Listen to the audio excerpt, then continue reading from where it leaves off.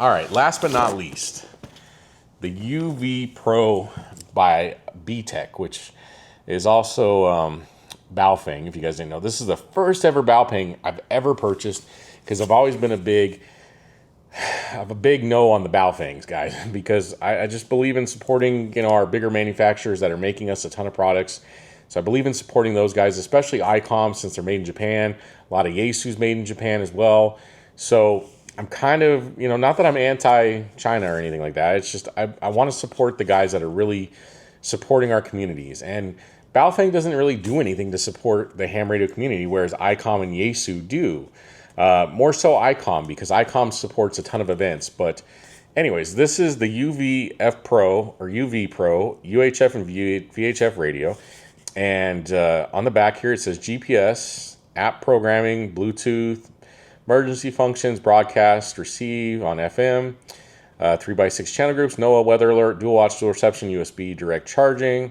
And I believe, if I remember correctly, guys, this radio actually does APRS as well. So this is kind of an all-in-one handheld from what it seems like.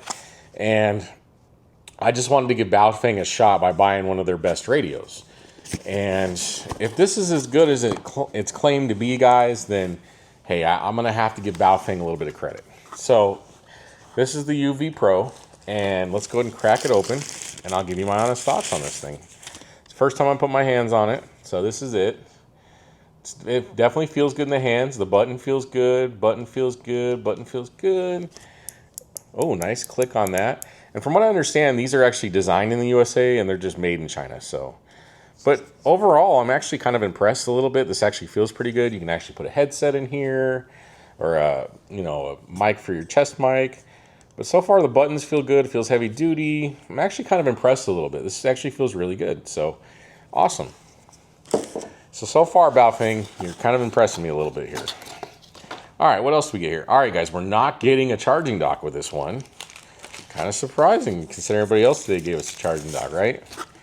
But I'm sure they're available for cheap. All right, USB-C on the back for charging. And it doesn't look like this actually supports on a charging dock. Yeah, because you look at that. That's not going to be supported on a charging dock, it looks like. So now it makes sense on why they just give you the USB-C in the back, which I think that's perfectly fine. No big deal. They give you the cable, if you need a USB-C cable. Ooh, they give you a little wrench to put on the belt clip, it looks like.